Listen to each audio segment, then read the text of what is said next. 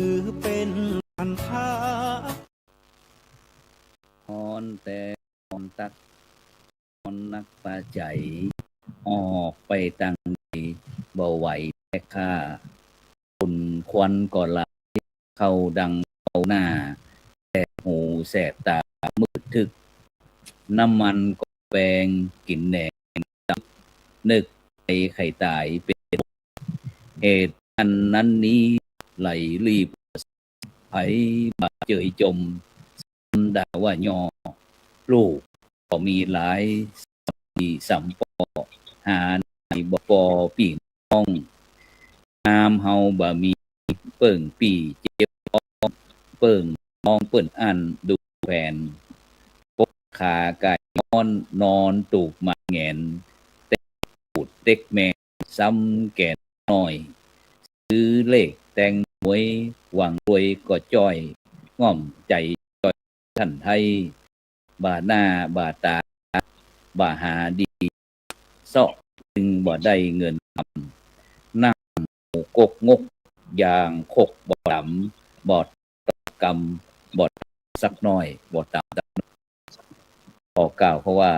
ธรรมะสวัสดีกับผู้ฟังแล้วก็ท่านผู้ชมทุกท่านนะตีกับติดตามรายการเล่าสู่หลานฟังตั้งจ่องธรรมะทีวีออนไลน์กลุ่มพระสงฆ์อุบาสกอุบาสิการ่วมกันธรรมะออนไลน์ไลฟ์สดทางทางยูทูบแล้วก็สถานีวิทยุเครือข่ายตื่นสีขาวชาวประชา8จังหวัดภาคเหนือของเฮาพร้อมติด FM 104.50เมกะเฮิรตซ์วัดฝ่ายตำบลสุเทพอำเภอวัดเชียงใหม่เฟซบุ๊กพระครูสอนปริยัติหลวงธรรมหลวงปู่เขียวจากวัดพุทธภาวนาเวสเตอร์โรดจากสวีเดนพร้อมถึงเฟซบุ๊กดีทีโอทำเป็นทีมสากลเฟซบุ๊กทำเป็นทีมพร้อมถึง YouTubeดีทีโอทำเป็นทีมสากลวัดหลวงจอมเขมรัตน์นครเชียงพร้อมภาคีเครือข่ายช่องทางทั่วประเทศทั่วโลกซึ่งในคืนนี้เก้ากับผมมาภาพในพระครูสอนปริยัติก็ได้นำรายการเล่าสู่ฟังมาพบบรรดาท่านผู้ฟังท่านผู้ชมนี่เป็นวันเสาร์ที่3ละนะก็ได้มีการรับรายการเพื่อที่จะให้บรรดาผู้ฟังผมนั้นได้บุญได้กุศลได้องค์ความรู้ได้สืบสารหีดห้อยจากหีดประเพณีวัฒนธรรมท้องถิ่นต่างๆเพื่อที่จะได้รู้ที่มาที่ไปรู้เงารู้จะได้ก็ต้องกราบขอบคุณท่าน01การกุศลโดยเจ้าคุณพระวิสุทธิวัชรพรหรือว่าอุบาจากวัดรัตติวันพระขอนตาลศักดิ์สิทธิ์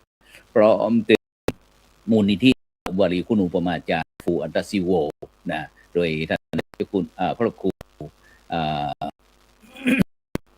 สุธรรมวุฒิจากอำเภอจังหวัดเชียงใหม่ของเขาเป็นคณะสงฆ์จังหวัดเชียงใหม่ในของพระเดชคุณหลวงพ่อเทพสิงห์อาจารย์ดรรองเจ้าคณะจังหวัดเชียงใหม่แพร่วัดพระสิงห์วรมหาวิหารมูลนิธิทีละปัญโยจากสถาบันธรรมพิวัตรอำเภอแม่จังหวัดลำปางพร้อมถึงมูลนิธิของไข่ฮันหงมหาวิทยาลัยราชวิทยาลัยเขตเชียงใหม่พร้อมถึงโครงการวัดประชาสุขโครงการรักษาศีล5ที่ขาดก็ได้ก็คือผู้ฟังท่านผู้ชมทุกท่านที่ส่งข้อความมาทางอินบ็อกซ์ในถามตั้งโทรศัพท์วันไหนที่ไม่ได้ออกไปที่ไหนกันจ้าจันเฮาก็เลยพยายามรายการขึ้นมาเพื่อที่จะได้เชิญพี่น้องคนได้ร่วมด้วยช่วยอนุรักษ์รักษาประเพณีวัฒนธรรมท้องถิ่นของเราคนเมืองคนกำเมืองก็บ่มีใครจะกำเมืองคนบอกกินอาหารเมืองบอกกินกับข้าวกับบ่มีใครจะมากินเพราะฉะนั้นเขาก็คนต้องของคนเมืองฉะนั้นเขาไปพบกับปรมาจารย์ครูบาอาจารย์วันนี้ตั้งปัญญาท้องถิ่นไปอันหลวง ครูดอกเตอรปิยวงศ์หรือว่านานสิงห์ขอนขอเจริญพรพระนานเปิดไปน้อยหนึ่งเปิดใหม่ก็ขอไหว้ขอไหว้สาท่านพระคุณเจ้าที่รูปที่รับฟังณสถานีตรงนี้และก็ขอสวัสดีท่านผู้มีเกียรติสาธุชนที่เคารพที่ได้รับฟังมาซึ่งช่วงนี้ก็เป็นปีไทยก็ปีใหม่เมืองครับปีใหม่เมืองเราว่าอย่างครับก็จักขอได้อย่างน้องไม่แห่งสักกรรมได้หลังจากท่านพระตูนได้เจอทั้งอื่นเนอแนะนำตัวไว้ข้าสาธุนะผมมานบปิวงหรือว่าปนันสิงห์ขอนของเฮาได้เป็นคณะกรรมการวัฒนธรรมตั้งเมืองตายตีอะไรนะฉะนั้นก็ท่านผู้ฟังท่านผู้ชมเด้อนะมีอะไรที่จะส่งข้อความมาทางขอได้นะเพราะว่าเฮาได้แพ็คนี่นะตอนนี้กำลังหากรรมหนึ่งอากาศร้อนนะอย่างที่เฮาพูดมาประนานเนาะว่าโอ้ยเนาะอันนี่บ้านเมืองเขาอย่างแต่ฮ้อนตักฮ้อนหลายถึงมันบอกไข่ม่วนงั้นสันเล้าเนาะก็มีอย่างพ่อน้องมีเป็นนั้นไปหลายรายแล้วนะแม่นจะก่ออันโดยเฉพาะอันบอกว่าคนเฒ่าบอกว่าคนแก่คนหนุ่มคนอ่อนมันเปลี่ยนไปหมดเลยเนาะเดี๋ยวนี้เนาะโอ้โลกเนี่ยโลกครับก็มันฮ้อนวันนั้นที่บ้านที่เมืองแปะนี่ก็เหมือนกันไปเกี่ยวหญ้าฮือเสร็จแล้วอันตอนนั้นเนี่ยไอ้กินข้าวตอนก็เลยไปอาบน้ำเสร็จแล้วก็อันจะมานั่งกินมาฝากก็เลยรับลวดไปอย่างนั้นปนานโอ้เรียนนักแกเนาะเพื่อกลัวพี่กลัวน้องมาถึงก็นอนคอพับไปแล้วครับผมขอนหลังสักน้อยนอนรู้เรื่องเขาสักน้อยได้เดี๋ยวกับครูจะแล้วกันรอไปครูกับเนาะแนะนำการนั้นกับแล้วเขาก็สนทนากันเนาะนี่แม่ครูพร้อมไปที่ครูผู้ช่วยศาสตราจารย์ดร.จารวัฒน์จ่าร้อนแม่ครูขยันนิดหน่อยหันเกิงหนึ่งเปิดไม่น้อยเปิดนิดหน่อยหนึ่งกับนมัสการพระคุณเจ้าที่ครบเจ้าเสาะมุมว่าอยู่กันแล้วไม้มันด้วยกันแล้วได้ไหมมามุมใหม่ตอนนี้อาจารย์ได้ละจับไปทำหน่อยแล้วเป็นน้อยหนึ่งห่างทำน้อยเนี่ยได้ทักทายปลาครับอันผู้ฟังท่านสักหน่อยอันผู้ช่วยอาจารย์ดร.จ่าขอย่อมือสาวันกราบน้อมทางดวงดอกต้อมมาลัยภูผาพระกันวันนี้ก็ดีใจนักหนาจ้าลูกเมืองจ้าดีใจแต่เจ้าดีใจแต่เจ้นางฟ้าชาลีเจ้านางประกาศว่านางฟ้าชาลีนะเจ้าสาธุวันนี้เป็นจะต้องวันนี้บรรยากาศเชียงใหม่ของเฮาที่หงหมดบรรยากาศฟังหน่อยดูวันหยุดเนาะเจ้าเมื่อเช้างานเนาะลูกศิษย์จากกรุงเทพเพิ่นมาสืบชะตาติวไผแล้วก็มีพระนานสิงห์ขอนก็เป็นเจ้าพิธีแล้วไปมาก็เพิ่นก็มีงานขอพรนะเจ้าลูกศิษย์ลูกหาจากกรุงเทพแล้วแถวเชียงใหม่เฮาเนี่ยจะมาขอพรฉะนั้นก่อนบรรยากาศนี่ก็ยังพอไหวอยู่ในห้องช่วงนี้เนาะโอ้อาจารย์เจ้าพระอาจารย์นอนขนาด เพราะว่าอัน ฝุ่นยัง หลวง ไป พ่อ แต่ฮ้อน หลวงพ่อร้อยหลวงพ่อร้อยสุเทพก่อนเจ้าคณะในฐานะเจ้าคณะเจ็ดก่อนมีจดหมายเจ้าคณะจังหวัดถึงเชียงใหม่ลำพูนแม่งดอกว่าจังฮือคณะสงฆ์เขาเนี่ยพระสังฆาธิการได้สนับสนุนฮือกับอันหน่วยงานหน่วยดับภัยพวกนี้เนาะว่ามันนักเป็นเห็นเจ้าวันนี้เห็นพระครูสุทธิกิจจานนท์เจ้าวัดบ้านช้างเนาะเปิ้นได้บริจาคไอ้ที่เปิ้นขึ้นเครื่องไปไอ้อย่างที่ทำมาเจ้าได้เทียมที่เป็นกระป๋องมาม่าเป็นถ้วยแล้วมันกินง่ายดีก็เลยเอาไปบริจาคเขาเปิ้นเจ้าสาธุสาธุเอาจะไปที่หลวงอาจารย์พอมโนปิยวงศ์สักหน่อยอยากจะในใจวันนี้จะอู้อย่างจ้าพ่อพระครูขออนุญาต2 นาทีเด้อหรือว่าอย่างอีครับพอมีในเนี่ยเขาก็ส่งใส่กันว่าบางที่บางแห่งก็หาการจะดำหัวนะครับก่อนปีใหม่ดำหัวก่อนปีใหม่หมายความว่าวันที่13 14เนี่ยแต่ละอ่อนพอวันที่5ที่6ที่7เนี่ยบางคนก็ว่าไปดำได้อย่างไรมาที่6ที่7ยังมาถึงปีใหม่ตลอดจะทำความเข้าใจบรรดาท่านสาธุชนผู้ฟังทั่วไปที่ภูมิอย่างนอกบรรยากาศนั้นหมายความว่าผมมีค่อนข้างคุณเท่าสมัยเก่าก็ได้ครับมาว่าพอขึ้นเดือนนะครับพอขึ้นเดือน7เนี่ยในสมัยก่อนก็ถือว่าเป็นปีใหม่เลยนะครับแล้วก็เดือนปีนี้เนี่ยจะมาถึงเดือนดับที่18เนี่ยครับ8นี่แต่นี่มันก็นั่งอยู่เนาะที่รัดเปิ้นนะที่รัดนั่งไว้13 14 15เนี่ยแต่วันที่15เนี่ยเราได้หรืออยากจะทำความเข้าใจตรงนี้ว่าเราสามารถดำที่หลังจากขึ้น1 เดือน 7นะครับขึ้น1 เดือน 7มาจนเดือนดับมาจนถึงเดือนก็คือเดือนวัน15เดือน7 15ค่ำเดือน7มาเดือน1พอดีทีนี้สมัยเนี่ยมันจะเปลี่ยนแนวคิดไปว่ามันเมษายนเนี่ยตั้งแต่วันที่1 เมษายนไปที่30 เมษายนเลยเนอะอันนี้ก็คือเรื่องของการ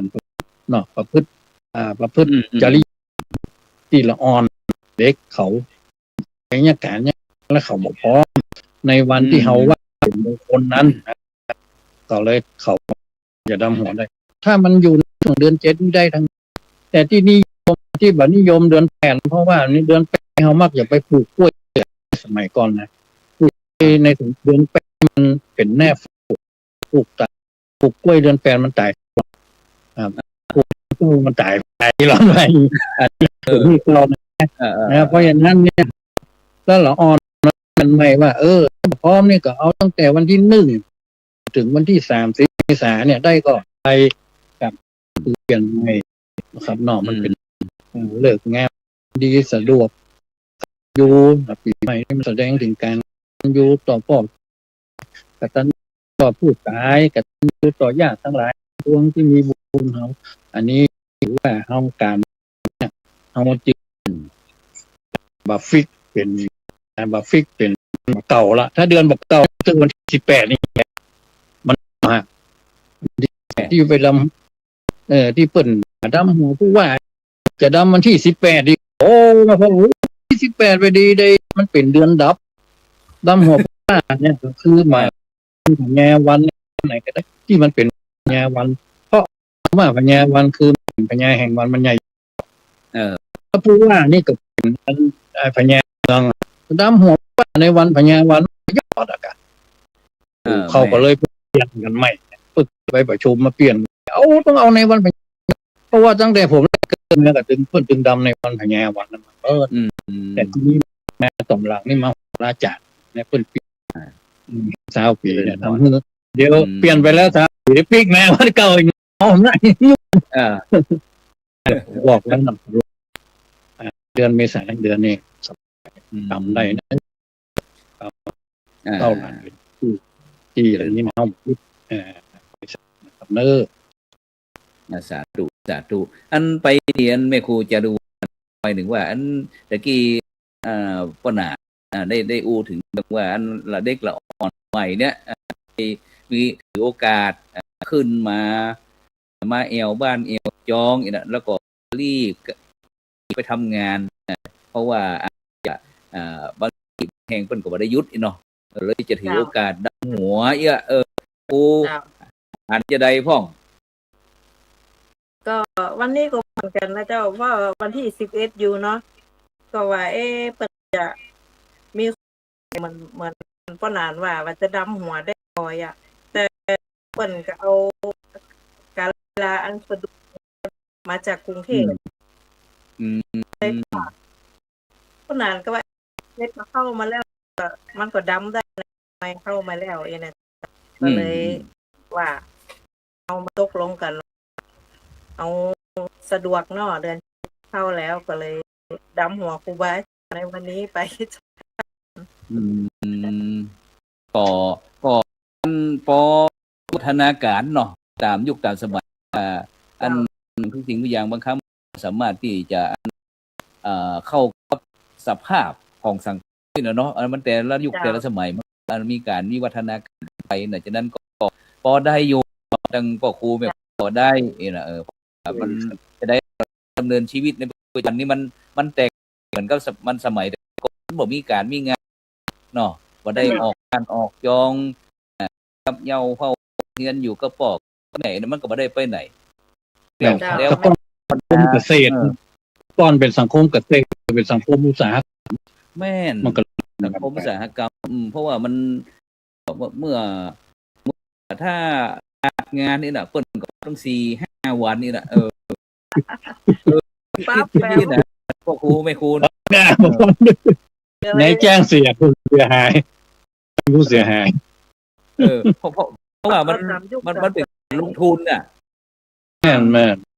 ลงทุนใครเปิ้นก็อยากจะมันคุ้มค่า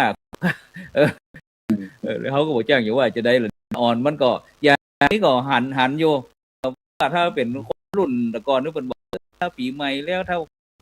บ้านกับจองมันดึงบางคนที่ถึงก็สารลาออกงานเสร็จแล้วก็กลับไปสมัครใหม่กับครูแม่นแต่ก่อนจริงเราก็เราหันว่ามันทุกในกาลเวลาซึ่งเป็นเจ้านายของคนแน่นอนมันเปลี่ยนแปลงได้เปลี่ยนแปลงเนี่ยเหมือนพระสงฆ์พระเจ้าเดียวอย่างตอนแต่ก่อนนี้เป็นสงฆ์พระเจ้าต้องใจถือดอกไว้นิมนต์ถึงวัดเรียกใส่กิ้งใส่กิ้งเดียวนี่ขึ้นกระดานได้แล้วกล้วยเป็นกลางครับฉะนั้นก็จะถือโอกาสอันปรึกษาครูไม่ครูว่าเนี่ยอันมันใกล้ปีใหม่เมืองแล้ววันนี้วันที่11 12 เป็นวันหยุดอยู่แล้วเนี่ยทีนี้อันอ่อนเนี่ยว่าใหม่เนี่ยก่อนนี้หมู่เฮานี่มีปัญหาอย่างพออยู่เยาเฝ้ากับเฮือนอันก็ถึงเวลาก็ไปออกทำงานต่างจังหวัดต่างถิ่นต่างแดนในปัจจุบันเนี่ยลูกหลานของเขาเนี่ยจะเตรียมตัวจะได้ที่เป็นคนเมืองเนี่ยจะทิ้งงานได้จะทิ้งนี้ก็ว่าได้บอกครูว่าคนเด็กอ่อนคนแบบใหม่จะเนี่ยจะได้ดีพูดเติมมันนบก่อนก็ได้ขอความคิดนี่ตึงเกิดน้องเหมือนเนาะว่าเฮาบางทีเฮาก็เฮาอาจจะคิดได้ว่าเราอ่อนเนี่ยเราอยากจะให้ทำแบบนี้นะครับคือว่ามันต้องมีมันขึ้นแต่ละคนตัวเองน่ะขึ้นอยู่กับแต่ละคนนะครับเนาะซึ่งถ้า ว่าได้ตะกี้ ถามว่าอันเด็กละอ่อนมาใหม่เนี่ยมันควรจะเตรียมตัวปรับปรุงเปลี่ยนแปลงวิธีคิดวิธีอะไรดีหมายความว่างานก็ต้องอันรักษา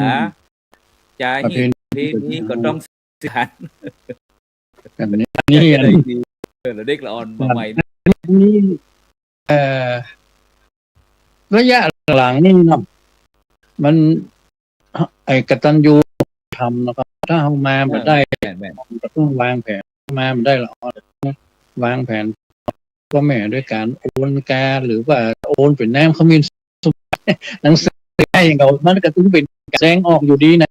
แสดงออกที่ถือว่าใจได้อยู่นะครับ การส่ง เป็นพอ ส่งมาแนมเขามีส่งปล่อยมาตังงานตังไลน์อย่างนั้นนะครับส่งทางไอ้เปิ่นเนี่ยนะครับตาม ไม่เกี่ยวด้วย ตามที่ว่าเขามีนะตามที่ว่าเขามีนะเดี๋ยวเป็นผู้เก่าได้เดือนแล้วนะครับแยงต้องมาแม่อากาศไหวพ่อไหวแม่อากาศ อันนี้ก็มันนะครับ อันนี้ก็ต้องแบบมาได้หรือมาได้ไหวเอาที่ว่าติ้งต้มปล่อยเครื่องคีแล้วนะนี่เป็นสดเลยเขาไปขอคุณกดแก่เขาเนี่ยเป็นสดเลยอย่างนี้ก็จะดีเนาะแต่ว่าบัดได้เนี่ยทำแบบที่คือทำตังสื่อตังเนี่ยโอนมาที่ได้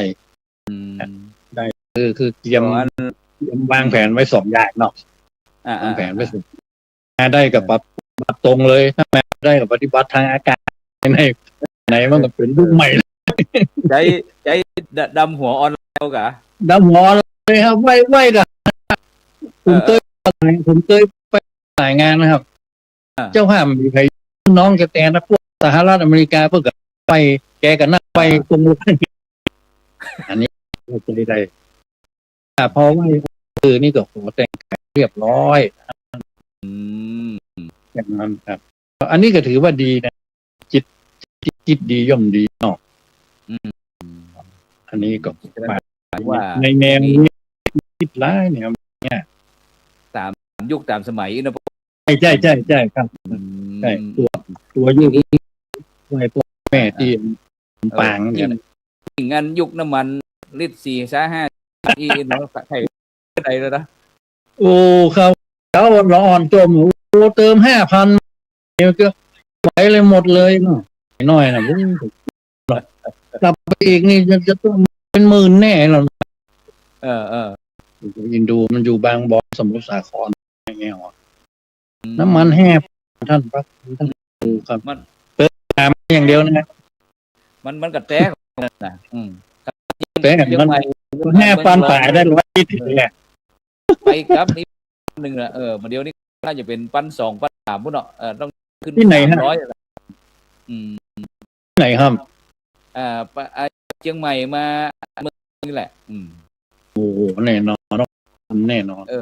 ไปครับนี่ก็1,200 1,300นี่แหละประมาณนี้แหละจากนั้นเราลองไปถามผู้ช่วยอาจารย์ดร.จรวนเปิ้ลนั้นเห็นจะได้ว่าคนใหม่เนี่ยคนจะเนี่ยจะได้ความคิดเห็นสดบ่ได้ได้ไปบีบบังคับคนนั้นต้องทำแบบนั้นทำแบบนี้แต่แสดงความคิดเห็นไม่ครูเนาะพรเจ้าอันความคิดเห็นตัวนะพระอาจารย์เนาะเจ้าทุกวันมันก็ไปเนาะเขานึกตอนที่ว่าบ้านนอกสมัยนั้นความสุขของพ่อของแม่ของพี่นี่ก็คือการหันลูกหันหลานพร้อมอะไรมาดำหัวปีใหม่พ่อแม่กับอุ้ยหมวนอกเหมือนว่ารวมหนัดแม่นน้องเนี่ยบทชั้นคะแนนว่ามีเขาไม่ป่วยมาหาแหละก็จะมีสุขกายสุขใจแต่ว่าอันนั้นคือเมื่อ40 ปีที่แล้วเมื่อเขาเป็นอ่อนเนาะเจริญพรแต่ณตอนนี้ลูกใหม่ลูกหลานก็ออกไปทำ านที่อื่นที่ไกลนะเจ้า อืม ก็บอกเขาได้รับบ้านเจ้าก็ยังแม่ว่าน่ะถ้าสมมุติปิ๊กบ้านก็การมันแพงน่ะแม่ก็อินดูเจ้ามองบอกว่าสูงนะเจ้าถึงวันนี้เทคโนโลยีมันทันสมัยอู้กันหันไลน์หันหน้าหันตากันกะเจ้ามีความสุขไปอย่างหนึ่งดีออกมาแล้วอีแม่ได้ขายข้าวจากน้ำมันปิ๊กไป แม่ก็ลำบากใจก็อู้กันเอาหรือว่าลูกเต้าพอจะเหมือนสมัยใหม่แล้วเงินทองอีแม่ใจแม่ก็อาจภูมิใจในโอกาสอื่นที่ลูกได้หยุดงานหรือวันหยุดอื่นๆหากันก็ได้อยู่อยากจะทุกสิ่งที่เจตนาเจ้าเจ้าฉะนั้นก็แบบเขาว่าอันตอนที่มานี่มาอันรถทัวร์แต่ขากลับนี่ที่เนาะ อีแม่หน้าบ่ต้องมาเด้ออีแม่ได้ขายเข้าไปหลาย10แกน ฉะนั้นขอบรรดาท่านผู้ฟังผู้ชมเด้อกำลังคิดจะเล่าสู่ฟังนะซึ่งพบกับพ่อครูมานพหรือว่าลุงนานสิงห์นะพร้อมถึงแม่ครูผู้ช่วยศาสตราจารย์ดร.เมืองจางนะได้มามาจาในการที่อยากจะไม่ได้ช่วยกันคิดว่าเขาจะได้ดียุคในเดี๋ยวนี้นะแต่ก่อนนั้นทำการอยู่ที่บ้านก็ได้ออกบ้านออกจอนะแต่ในปัจจุบันนี้ก็ต้องมาหากินในเมืองใหญ่ๆจังหวัดใหญ่ๆบอกว่าจะเป็นกรุงเทพที่นี่นะอย่างนี้เป็นต้นนั้นก็โดยเฉพาะก็จะเป็นสังคมก่อนนี้เป็นการเกษตรนะแต่ในยุคในปัจจุบันนี้มันเป็นยุคโอ้โหเทคโนโลยีที่ต้องแข่งขันกันดังนั้นก็จะอู้กี่บอกเขาว่าถ้าทำงานก็คือได้แหงหนึ่งแต่ตัดงานวันใดนี่โดนตัด5แหงมันก็น่าคิดเหมือนกันพอนาเต๋อมนพได้ผู้ฟังฉะนั้นก็ผู้ฟังท่านผู้ชมมีความคิดเห็นจะใดก็ลองมาโหเด้อว่าคนมันควรจะเตรียมตัวใจดีในยุคมาใหม่เนี่ยเพราะว่างานก็ดีต้องรักษาเพราะว่าโต๊ะนี่ก็โหเนาะในปัจจุบันมันหางานยากเหมือนกันถ้าบ่มีเส้นสายเชื้อญาติเกลือโหติกายังก็ทำงานนะฉะนั้นแต่มีแล้วเขาก็ต้องรักษาได้ทำงานเปิ่นก็สมกับการจ้างนี่นะเพราะว่าถ้าเปิ่นบ่จ้างแล้วเขางานเหมือนกันนะฉะนั้นก็ฝากคือคนรุ่นใหม่คิดโดยที่นี่เฮาจะมาอู้ถึงเรื่องประเพณีใหม่เมืองอันพ่อครูเขาจะโดยเฉพาะคือละเด็กอ่อนสักน้อยหนึ่งว่ามีเมื่อสมัยที่ปนอาหารเป็นละเด็กละอาจารย์ดร.จรุวรรณเป็นกิลีดนะมันใดออกนี้นะลองฟังมองดูเต่าสู่ให้ลูกหลานฟังได้ครับคือถ้าต้นนานเป็นนี่เนาะก็จะอยู่ความได้นี่ก็จะอยู่ในประมาณปี2505เข้าโรงเรียนที่บอกที่ตอนสมัยนั้นนี่มันยังโรงพยาบาลประสาทเกือเป็นเมืองนะครับเนาะเพิ่นก็จะมีการมาแต่ก่อนนี่คนมันนะครับปิ้งก็อย่างมาเมินกับผมเจ๊เวยอย่างนั้นเจ๊เวยอย่างเดียวนะเดี๋ยวนี้เดี๋ยวถึงแวบผมยังงงกันแต่ก่อนนี่มันนะครับใกล้จะถึงปีก็จะมาเอาไก่ไปขายก็ไปซื้อติวเสื้อมาฮื้อสมัยก่อนนี่จะตื่นเต้นในเรื่องไปวัดเพณีว่าถ้าสมมติว่าเราจะไปวัดวันที่10ทางล่องเราจะต้องล้างวิหารเราจะต้องไปล้างที่วัดทำความสะอาดวัดทำความสะอาดล้างวิหารพระเจ้าอย่างเรียบร้อยต่อที่14เนี่ยไปขนทายเดี๋ยวนี้เราต้องขนนะวันนั้นก็วันสังขาร23สังขาร4วันเน่านั่นคือปลากันไปแล้วไปล้างวัดละ10 ปลากับไปที่ต้าเนี่ยที่ต้าน้ำ ว่าอารามไม่หนอ ครับผมที่ต้าน้ำเนี่ยแล้วก็มาเดียวนอกที่ของละอ่อนมาเดียวนี่ก็มาหอมแตงก็ไปซื้อไปนะครับซื้อใส่4-5 กิโลเนี่ยขายบะหมี่ที่ว่าคนก๊อกส่งก๊อกอย่างแต่ก่อนละครับอันนี้คือถือว่าเป็นการเปลี่ยนในปีใหม่เนาะแล้วก็วันที่5เนี่ยเราก็ไปทำบุญแล้ววันที่10ก็ถือว่าเป็นวันสุดตัวนะครับทำแปลงข้าวต้มแล้วก็ขนทรายมาใส่วัดชีวิตแต่ก่อนนี่มันเตียวต้องเตียวอย่างเดียวนะแต่ว่ามีมานี่เตียวจากการวัดสวนดอกเลยไปปิงท่องไปที่ต้าทรายต่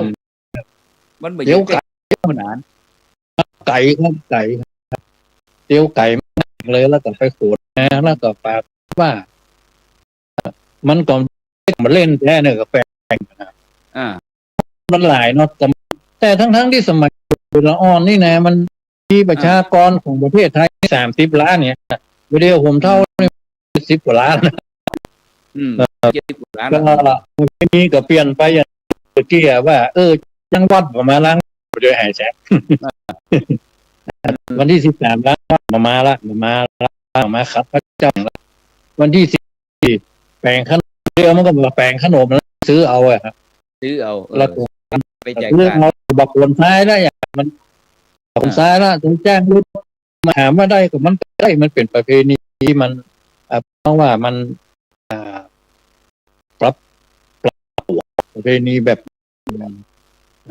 แต่วันที่15ในปีนี้ในระยะเริ่มเพียงกันรุ่นเพียงกันว่ามันหน่องมันอย่างนี้อันนี้ก็รู้ในสมัยเก่านะว่าแน่ต้องเป็นวันพญาในวันพญาวันเขาก็ไปใส่บาตรถ้าใส่บาตรไม่ใช่วันสมัยเมื่อใส่บาตรต้องเริ่มตั้งแต่ถอดเกิดแน่วัดไปแล้วก็หิ้วเอาไว้บางเกิดไปแน่วัดบางทีเกิดไปไว้ที่แหนแล้วส่วนมากคนนี่ใส่ชุดขาวกันใหญ่กันแล้วในว่าแล้วไปกราบเจ้าก่อนแหวนรับใส่ขันแก้วนะ3น้องถ้าอย่าจักเดียวขัน3เนาะใช่กันเดียวใช่เดียวนี่ใช่หมูแล้วก็มีเต้ทำอันนี้สูงไม่อัน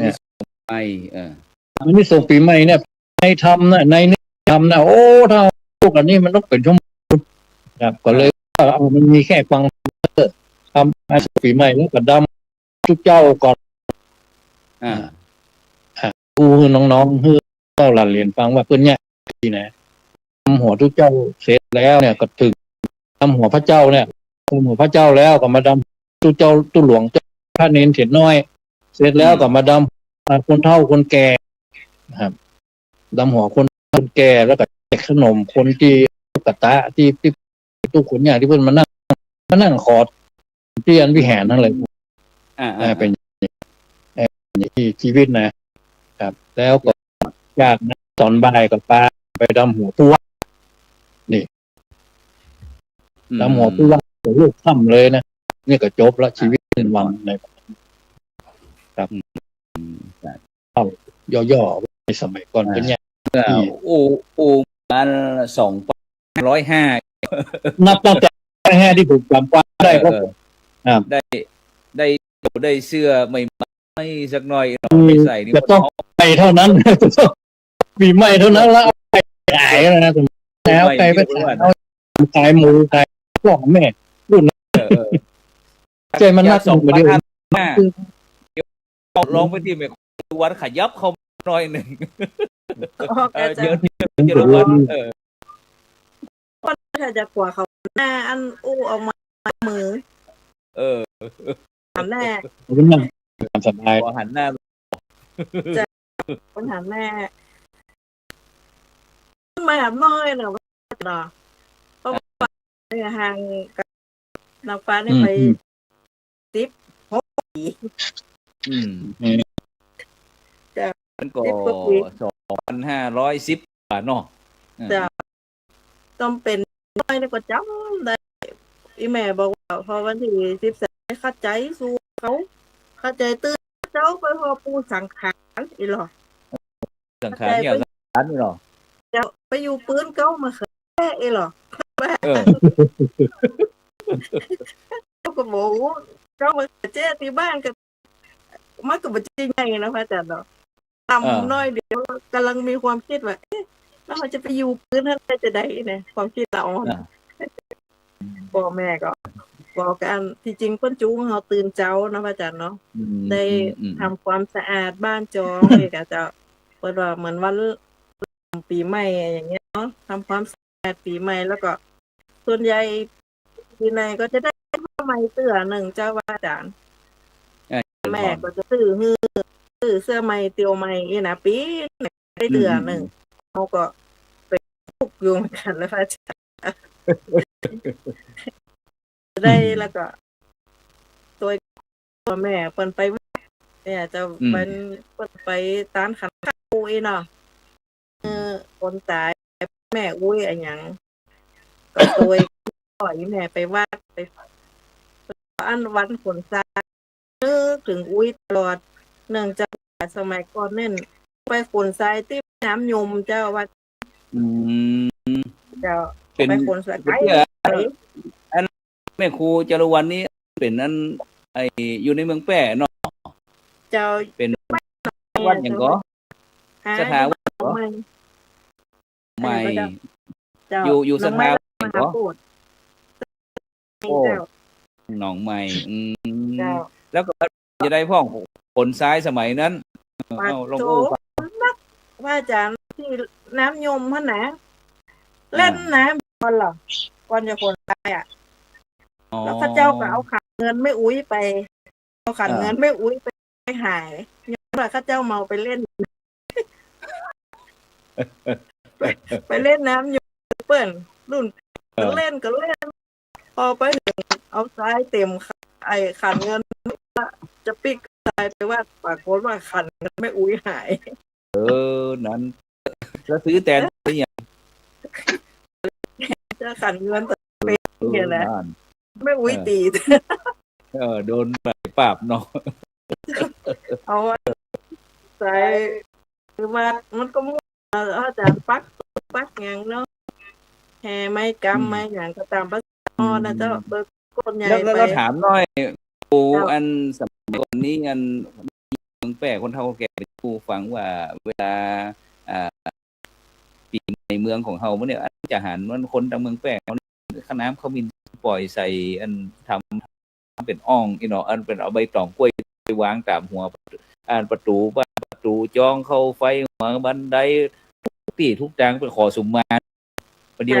แม่ สมัยไม่ครู เจ้าหันเจ้าแล้วทำไมละออนได้เจ้ายังหันไม่อุ้ยหมดเนี่ยนะจะควักเอาตองเนาะพระเจ้าทำไปสี่มุมเอาน้ำเขามีปล่อยไปติประตูข้าใดบ้านเตาไฟนี่นะเจ้าไปมากันแล้วว่าติมันก็ว่าได้ใช้อย่างเปิดเนาะปีใหม่ก็มาแสแล้วก็แม่ธรณีเจ้าเนี่ยแม่อุ้ยก็เอาเป็นเจ้าควักไอ้ตองเนี่ยแล้วก็เอาเข้าเขาใส่น้ำตาลเข้าใส่แล้วเปิดเอาไปที่เสาเอกบ้านนะเสาเอกบ้านเปิดจุดถูกเนี่ยแล้วก็บอกว่าสุมาอันแม่ธรณีเจ้าตีนะเจ้าก็ล้อถึงวันนี้ถ้าแม่อุ้ยก็ล้อกินข้าวหวานน่ะเจ้าข้าวหวานแม่อุ้ยเนี่ยน่ะละอ่อนนะหวานล้อกินแม่ธรณีเจ้าตีบ่รุ่นมาเดียวนี่จะมี กันนั่นเนาะไผ่ที่สามารถที่อันนี้ก็ส่งความมันมาสนทนากับอันแม่ครูจะกับอันคนไหนมานบก็ได้นั้นอันวันนี้อันกับเวลาให้ประมาณสักบ่ถึง20 นาที10 กว่านาทีฉะนั้นวันนี้ก็คืออันว่าวันนี้เฮาโอนว่าตั้งได้ฟังตั้งข้าวฟังตั้งจ้อยน่ะจ้อยนี่เป็นป้อหนานมานบแต่ถ้าเป็นอ่านข้าวนี่คือรายวันนี่นะอันป้อหนานอันวันนี้เฮาลองแซมเปิล จอยฟังสักหน่อยเนาะ เอาเรื่องอย่างดีแล้วก็ ได้ ถึงบอ ได้ กคน ผมก็จะจ้อยเรื่องข้าวน้ำมันแดงเนาะซึ่งเขียนโดยพ่อครูอ้วนอยู่โรงเรียนพญรอวิทยาคมจังหวัด เข้า พะ ส เยา ถาน เรื่อง การณ์ ครับเรื่องข้าว คน น้ำ ไท มัน ย แดงมันเพลิงดีนะครับ ส่วนแม่ครูเป็นไงเอาเนอะผมจะจ้อยแล้วเนอะ เยอะ โอ้ เยอะ โอ้โอ้ทำโมเหียเตอเป็กทำเตอเหมือนยาที่หันโอลุกำกึดมาสุมหัวกันขึ้นการน้ำมันเดือดร้อนทั่วหน้าที่เส้นบุญสินเก้าเอ็นเก้าห้ามันขึ้นราคาบ่อย ราคาลอยตู่เดือดกันบังเนื้อตุกหอบไตบ้านเฮาลาวยวนมันเจ๊กบ้านเป็นบ้านเขาเจียงหายเย้าเดือดถึงบ้านคงกาคงสายเป็นอาทีนั้นขึ้นราคาตัวทึดเงินหันน้ำมันแดงไผ่ไปกึดเอารถออกบ้านไปรถเครื่องปิกอัพรถเก่งรถไอ้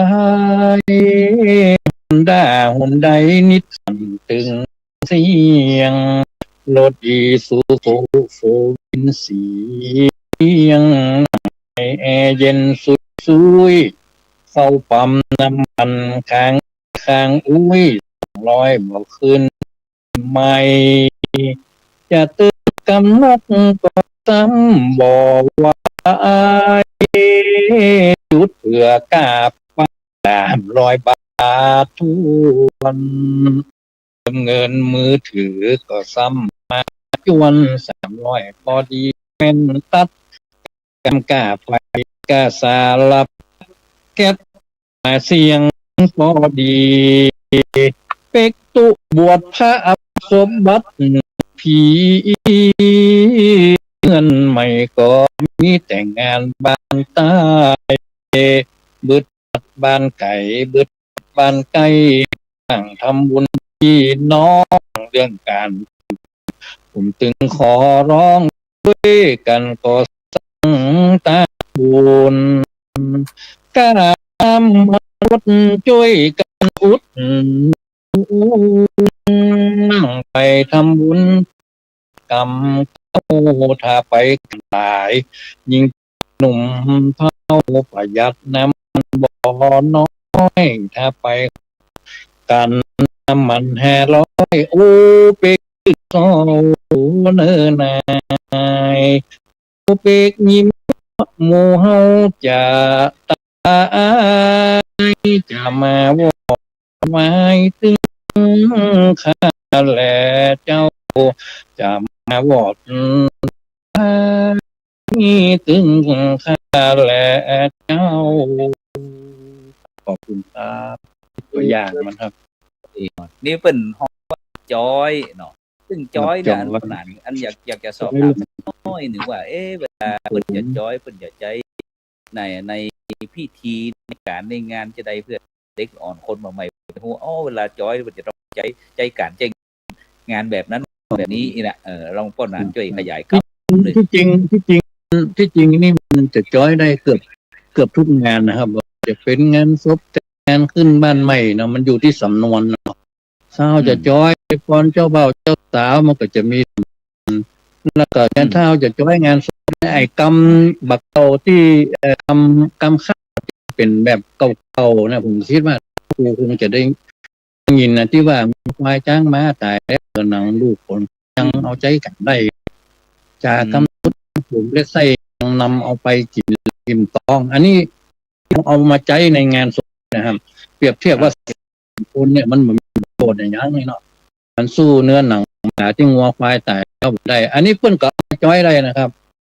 อย่างสมมุติว่างัวควายจ้างม้าตายแล้วเลือน เอาเงินเอาให้การได้จากคำสูญแม่ปลูกแลใส่นำเอาไปกินลำกิมต่อคนเฮากันตายสหายน้องไปบ่หวงของอะไร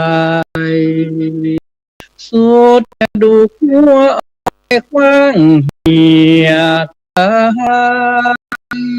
ยกลัวเป็นไป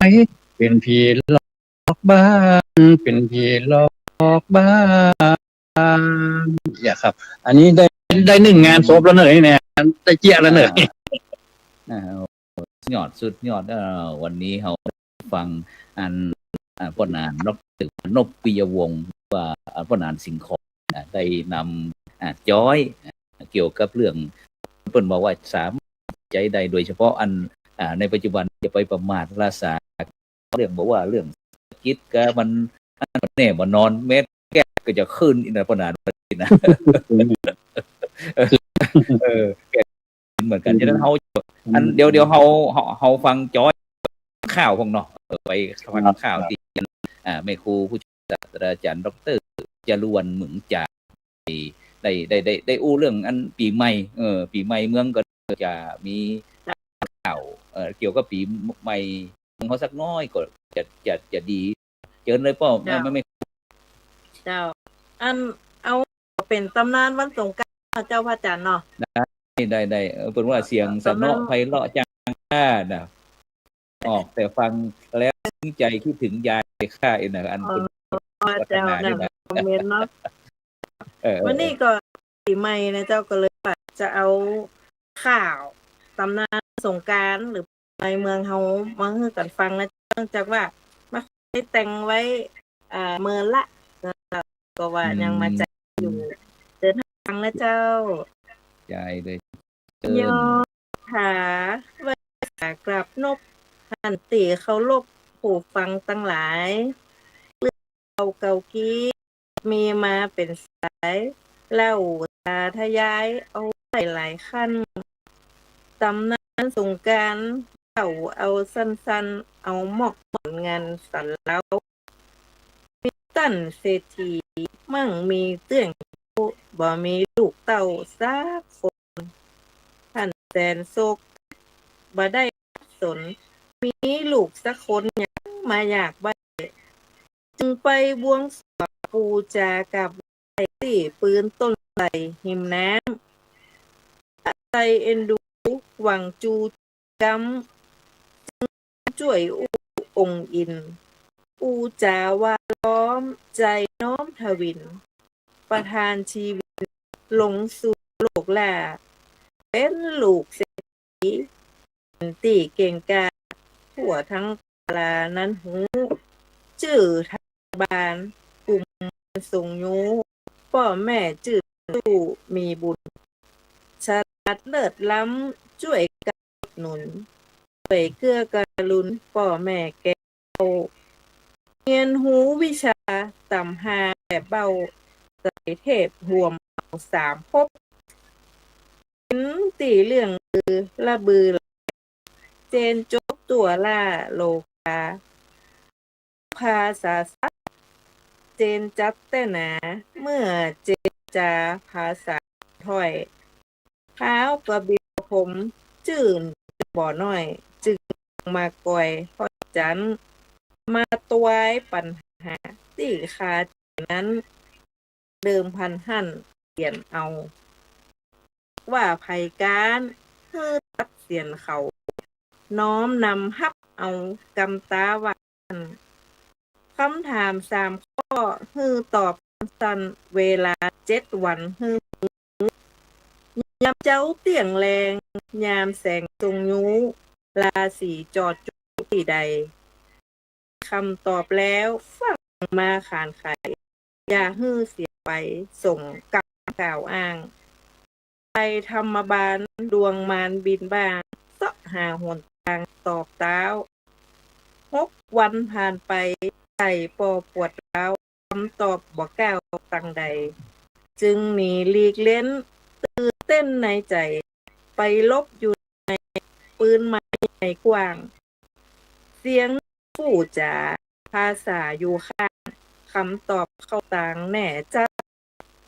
อินทรีผัวเมียจนกัดจำอัดเหนือเจ้ากุมารเมียนกนั้นเล้าเป้าแต่ไต่ถามราศีสามยามอยู่ติดหันผัวนกเมียบอกเหียสั้นๆราศีเมื่อวันอุยามเมื่อค่ำแดงแสงอาทิตย์ละย้ายตีนหันแน่นอน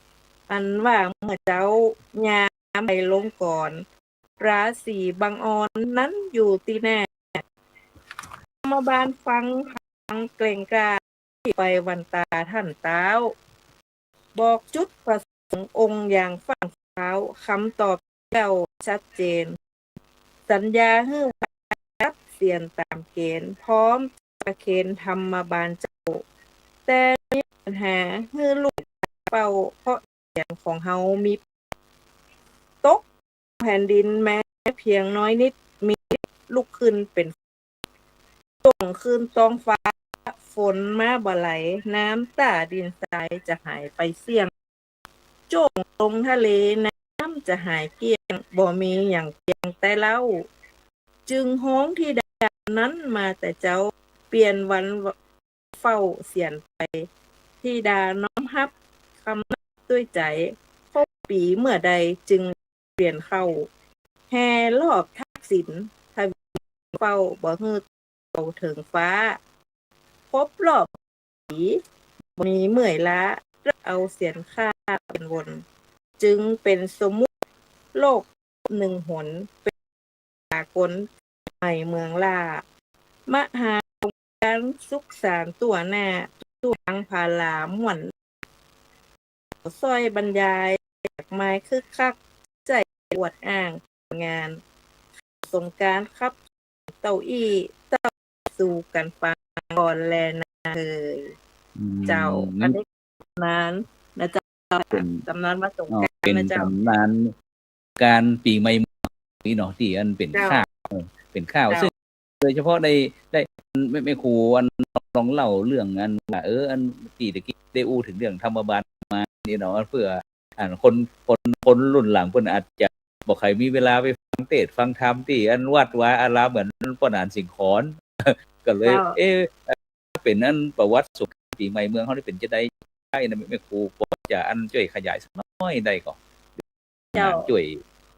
ปัญหานี่กูอาจจะเล่าเก่งกว่าก็เล่าเก่งกว่าแม่ครูเนี่ยข่าวพอได้เจ้าใจเวลาอันสัก 2-3 นาทีก็ได้บ่นานเล่าเรื่องธรรมกุมารเจ้าพระอาจารย์มันยากครับมันตอบมันที่ว่ามันยากนี่คือว่ามันเล่าง่ายนะแต่เวลามันไม่ได้ครับว่าไม่ถามปัญหามาตอบปัญหาซีมาเลยอย่างเงี้ยมันยาวเอาสัก2 นาทีนึงแล้วก็เดี๋ยวอันวันเสาร์ไปเอาเต็มวันนี้เอาเต็มเลยเดือนหน้านี่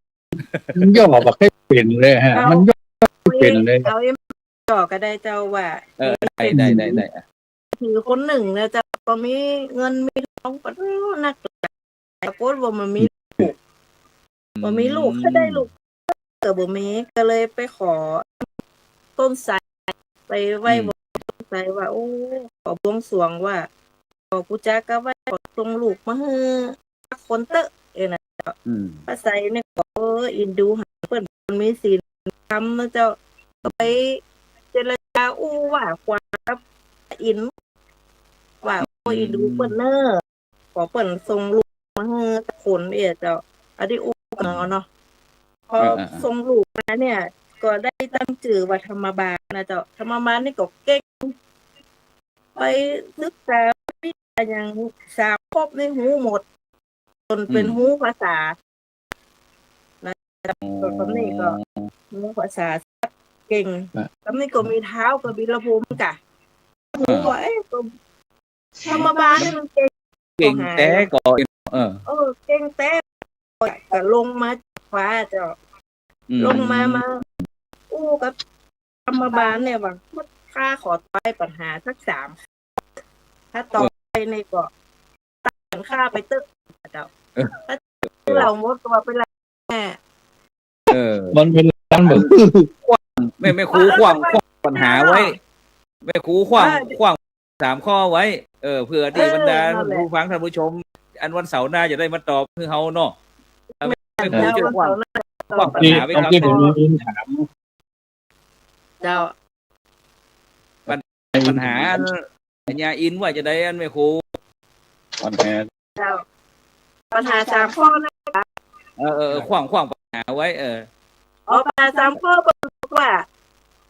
ราศี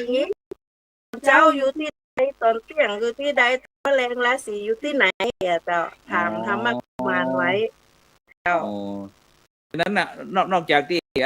พญาอินจะถามมันธรรมบาลกุมารแล้วแม่ครูจะวันก็ถามบรรดาท่านผู้ฟังท่านผู้ชมเทรนเนอร์ในวันเสาร์หน้าเฮามาตอบว่า เสาร์หน้ามาตอบ ราศีตอนเจ้าอยู่ที่ไหน อยู่ที่ไหน ราศีแม่วันหรือว่า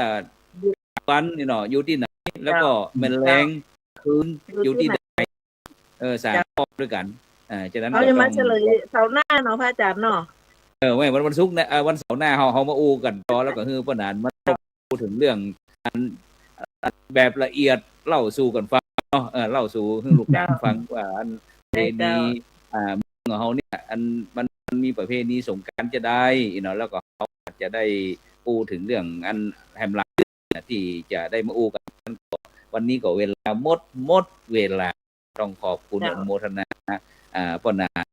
มานพปิยวงศ์หรือว่าลุงหนานสิงห์ขอนพร้อมตึงผู้ช่วยศาสตราจารย์ดร.จารุวัฒน์สังจาคนคู่ได้มาเล่าสู่ให้ลูกฟังเพื่อที่เขาจะได้สืบสานเพราะว่าคำเก่าเนี่ยเป็นคำสุภาษิตพื้นเมืองของคนล้านนาเขาแล้วก็เป็นตึงคติสอนใจที่เจ้าบ้านในท้องถิ่นได้ยึดถือเป็นแนวทางในการประพฤติปฏิบัติใจในชีวิตประจำวันฉะนั้นกรรมสุภาษิตก็มีตั้งที่มีกรรมกล่าวที่ดีพ่องบ่ดีพ่องหากแต่เป็นประโยชน์เป็นแนวทางสั่งสอนตักเตือนให้ข้อคิดที่เป็นประโยชน์จะในปัจจุบันนี้ก็ความเจริญทางวิทยาการก็ได้เข้ามามีบทบาทในชีวิตประจำวันของคนเมืองเฮาวัฒนธรรมประเพณีอันดีงามบางอย่างก็กำลังใกล้ที่จะสูญหายไปฉะนั้นกรรมเก่าเองก็กันใกล้จะสูญหายไปตามความงอกงามแห่งวัตถุฉะนั้นก็ลูกหลานเจ้าล้านนาคนเมืองเฮาควรที่จะได้ระลึกถึงคุณค่าของวัฒนธรรมอันดีงามที่บรรพบุรุษบรรพชนเฮาได้สร้างสรรค์ขึ้นมาฉะนั้นเฮาก็ถือโอกาสได้ผลิตรายการบอกว่าเล่าสู่หลานฟังฉะนั้นวันนี้ขอบคุณอนุโมทนาทั้ง2 ท่านบุญใดกุศลใดที่ท่านปรารถนาสิ่งหนึ่งประการใดอันเป็นไปโดยชอบประกอบด้วยธรรมะบ่ผิดศีลบ่ผิดธรรมบ่ผิดหีตประเพณีก็ขอให้สิ่งเหล่านั้นพันสำเร็จทุกประการอายุวันโนสุขังพระลังสาธุ